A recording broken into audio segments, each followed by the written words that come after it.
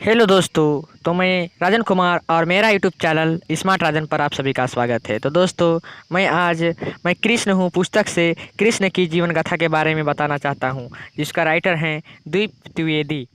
चलिए शुरू करते हैं। कहानी।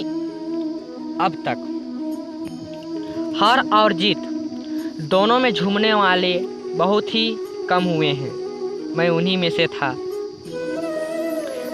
मथुरा के एक कारागृह में पैदा होकर भी मैं पिता वसुदेव की बदौलत मौत को मात दे सका, जो मुझे उस अंधेरी तूफानी रात में मथुरा के निकट स्थित गोकुल नामक गांव ले गए। मेरा बचपन मेरी प्यारी माँ यशोदा के दुलार में बीता और बड़ा होते होते तो मैं गोकुल में सबकी आंखों का तारा बन गया।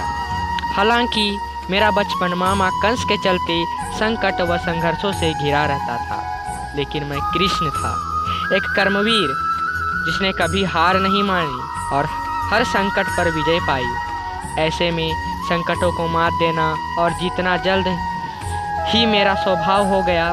जब मैंने देखा कि मनुष्यता की परवाह किए बगैर इंद्र पूजा जैसी पुरानी परंपराओं का पालन हो रहा है, तब मैंने इसका पुरजोर विरोध कर इससे रुकवाया।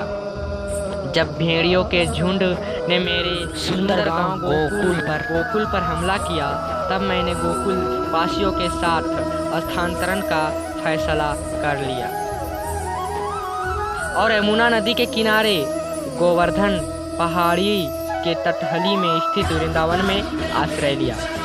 बड़ा होते होते मेरा आकर्षण कई गुना बढ़ गया और मैं ऐसे में वृंदावन की हर गोपी के हृदय में बस एक ही नाम धड़कने लगा, कान्हा।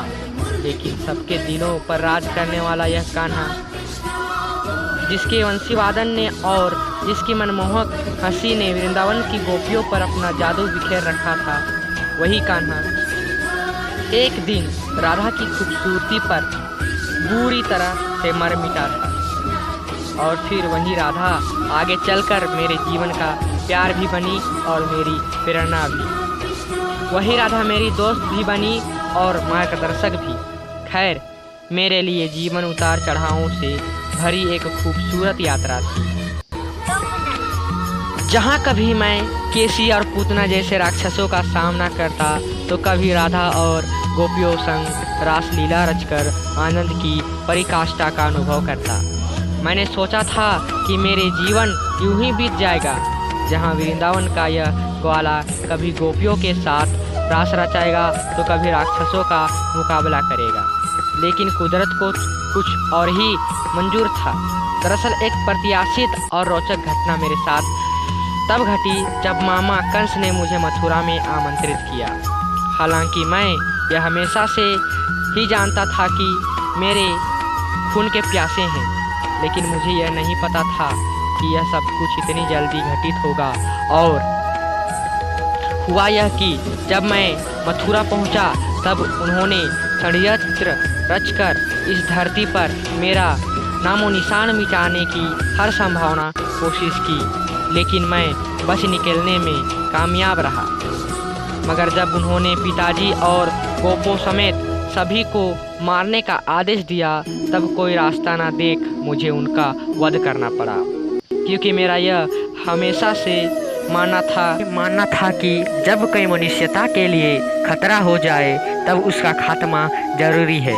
हालांकि मैंने उसकी हत्या निस्वार्थ भाव से ही की थी, लेकिन मुझे इसका भान था कि इससे मैं अपने जीवन को बड़े जोखिम में डाल रहा हूँ। मुझे लग ही रहा था कि मेरा जीवन यही समाप्त हो जाएगा, क्योंकि मुझ जैसे एक साधारण ग्वाले ने मथुरा के राजा का वध उसी की प्रजा के सामने किया था। अब उसके सिपाही क्या करेंगे? मथुरा की प्रजा की क्या प्रतिक्रिया होगी? क्या उसके राजा की हत्या करने के लिए मुझे सजा दी जाएगी या फिर मेरे जीवन को बख्शा जाएगा?